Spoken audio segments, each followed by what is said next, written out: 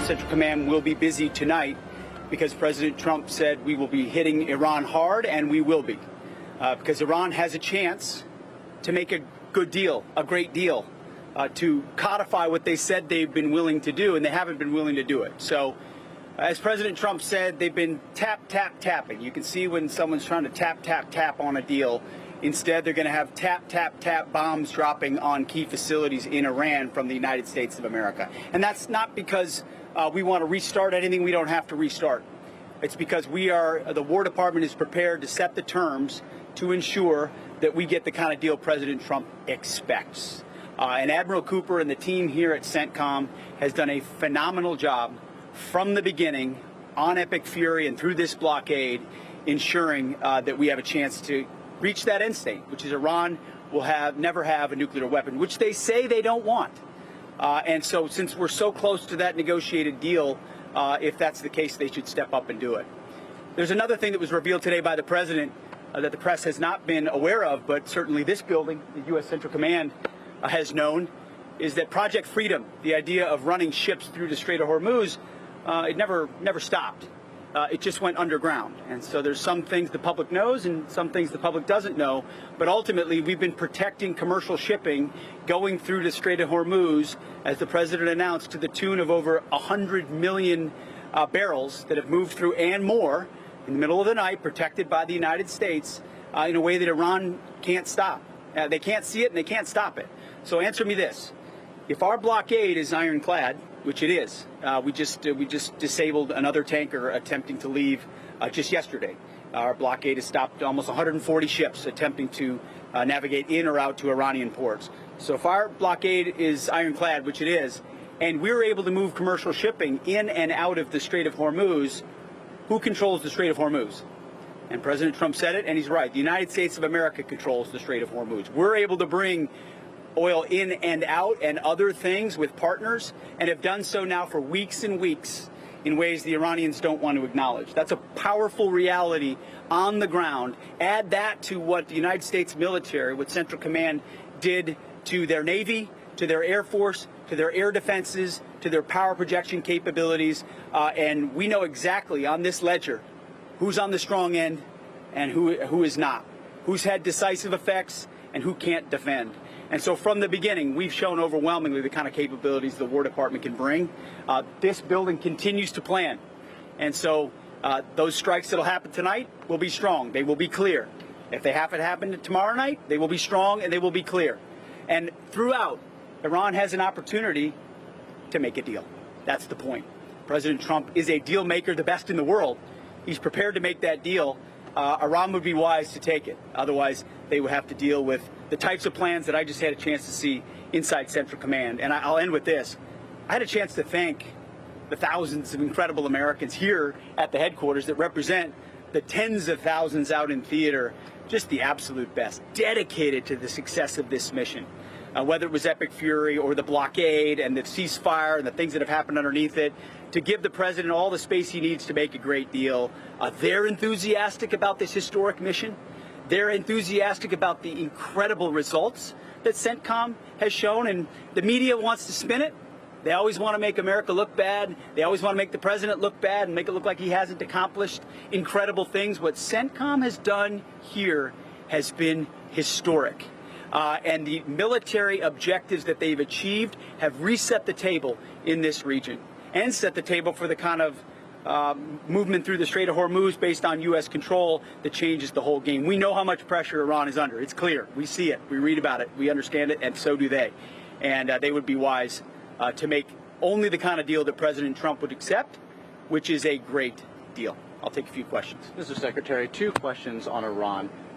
With this latest response from Iran last night, have they not clearly violated the ceasefire? Have you underestimated Iran's military resolve? Like, why do you keep going back to trying to hit the same targets? And furthermore, you just mentioned Who said we were going back to hit the same target? Haven't you been targeting Most the same of their missiles? shots, by the way, missed and were shot down by us. So their efficacy and their ability to actually strike is incredibly diminished. And thankfully so, our air defenders are incredible, and the capabilities we have are incredible.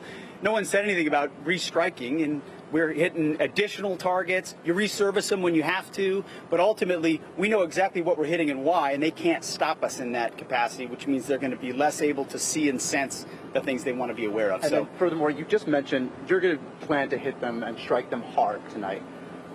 If the response is in hitting bridges, electrical infrastructure, how would that not be a war crime potentially targeting civilian infrastructure? Well, it's precisely the kind of disingenuous question that I'm used to from the media, impugning the motives of the folks on our side who are incredibly professional and incredibly effective. We will hit them hard on our terms, on the targets that improve the environment for us to operate in and undermine the capabilities that Iran wants to have. Again, they can't do that to us meaningfully the way that we can to them, but we're also clearly signaling to them, you have a choice.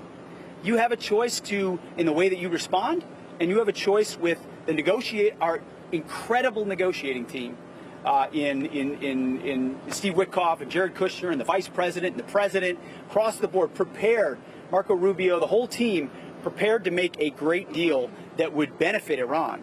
They choose not to, and as a result, they're going to meet United States Central Command again tonight in the way the President laid out clearly. Yes. So in the event that the Iranians don't come to the table and they keep playing games and they refuse to make a deal, how certain are you on our targeting ability to immediately find and finish off and execute every remaining senior leader within the Islamic Republic of Iran, an IRGC? Well, let's just say this command has used the ceasefire wisely and with great efficiency to ensure that we are refining our intelligence and target sets in a way that are far, far beyond even the beginning of Epic Fury. And that's a part of what I had a chance to see today. So when you see the commencement of Epic Fury, if a conflict were to have to recommence, our ability to target, our ability to sense, our ability to see, our ability to get into networks has only been vastly improved over time. So, and that's certainly what the commanders relayed to me. So the historic success of Epic Fury would only be built upon whether it's personnel, locations, capabilities, you name it. And again, remember, Iran doesn't have a defense industrial base, and what they have is extremely limited, meaning they don't have the ability right now to make more missiles or make more drones. What they have is what they have, and if they've dug it out, we'll strike it again if we need to. So we know the terms, and we've got always more capability to bring. Yeah, Phil. Mr. Secretary, last night the U.S. hit nearly 20 targets inside Iran. Will today's strikes be bigger? And what can you tell us about the status of the wounded Apache pilots who went down yesterday? The Apache pilots are in good shape. What they did, bringing that thing down, was incredible. It was just Class A work by the great Americans who are incredibly skilled. People don't realize, this is a contested environment. As we've noted, we're running ships through. Iran doesn't really know how to see them or how to sense them, and so they're doing well, in good spirits, and we're grateful for everything they've done to protect the shipping and our interest in the process. What was your first question and the again? Strikes tonight, are they going to be bigger, more strikes than last night? We're not. We're as you know, we're not in the business of revealing what we're going to do or not going to do, but ultimately, what we do tonight are going to advance our military interests and also enhance our diplomatic position. Because again, President Trump, he's willing to go back and fight as necessary, but has given Iran an open hand to make this deal. It's right there. They have that chance. They're choosing to play games. They're choosing to tap. If they want to tap, then the president will turn to the War Department. If we need to negotiate with bombs, we'll negotiate with bombs. And we're very good at it. Nobody better in the world. And again, so we're in lockstep with the White House, in lockstep with the negotiating team to make sure we set the conditions, and the targets tonight are meant to do that. Just a follow-up, I know we spent half the day at Gitmo with you.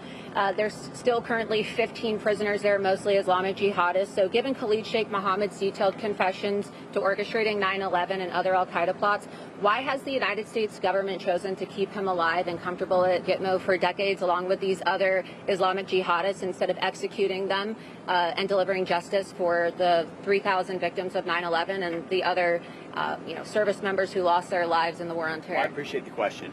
There's a reason we started the day down at Guantanamo Bay, Cuba, in CENTCOM, is because we want to make sure Cuba understands that the United States capabilities are robust. It's right in our neighborhood. The Donroe Doctrine is in full effect, and we're going to be prepared to defend with all the capabilities we need there, but also everything the War Department could bring to bear. So my message was clear there, and it was great to be with the Marines and others, do a little PT, see how fired up they are about their mission down there. But listen, I've written extensively about it. These Gitmo detainees should have been executed, in my mind, personally, a long time ago for the crimes of what they committed against the American people. Unfortunately, the gears of American justice got gunked up all the way back to when I was a guard at Guantanamo Bay. In 2004, 2005, I was one of the guards, one of the, exterior guards, small part, in the first attempts on these trials that were just starting, and there was a lot of hope. Hey, we might be able to try these guys swiftly for the crimes they've committed against the United States of America. And then whether it's international groups or lawyers and the things on top got layered on top and it all got stuck. We're committed to the death penalty in that case and in any others. We don't have any interest in. Is there a way to expedite it though, because it's been over 2 decades? Whatever we can do, we'll do. But I share your frustration. Also on Cuba, you mentioned earlier today about Cuba trying to procure weapons in terms of potentially for other countries and the threat that might pose. Can you expand on that? Just a warning. Cuba is 90 miles away. No country should live under the threat of those kinds of capabilities across from their shores. Are you talking about like WMDs or Well, I'm not going to tell you everything about what I know. There's classifications about things we know that we don't share with the press, which is why we're careful about press credentials at the Pentagon. There's a lot of things that the American people and the public don't necessarily need to know. All I know is 90 miles away from our shores, we shouldn't be tolerating any other country putting systems there. Just think about what, we see it playing out in CENTCOM. When you have weapons that can range like that, it creates factors you have to deal with. So our message to Cuba is don't get into that game. Don't get into the game where you're threatening Americans or the American homeland because that won't go well for them. But clearly, you must believe that there's a risk that Russia or China. Well, there's always a risk. There's always a risk, right? And we're monitoring the entirety of the globe. I'm not speaking to any specific intelligence. I'm just acknowledging the fact that there's a lot of pressure on the regime in Cuba right now, and rightfully so. They have big decisions that they should make, and sometimes leaders make the wrong decision when there's pressure on them. And we would encourage them not to go in that direction, which only creates the kind of threat the United States may have to deal with. And we have all the options we need in that scenario. How long would a U.S. military operation take to remove the communist regime in Cuba? And what would happen, per se, and how long would it take to, reestablish order if President Trump were to decide to do a capture-kill operation with Miguel Diaz-Canel like he did with Maduro in Venezuela? All I would say is options, options, options. Our job is to present options at different scales, depending on where the Commander-in-Chief and the President of the United States wants to go. So capture and kill is still an option? We've got options all over the map. Just like we've got lots of options in CENTCOM. That's our job. Yeah. Our building literally plans for a living. So besides the Pentagon, no one plans better than United States Central Command. So to kind of bring it back home to while we're here, those options are all those options are on the table. The President expects us to be strong and resolute with the way that we respond and bring firepower, and we will certainly do that if need be. So thank you for traveling with us today very much, and we'll strike them hard tonight, and hopefully Iran makes a good decision. Thank you. Appreciate y'all. They violate the ceasefire.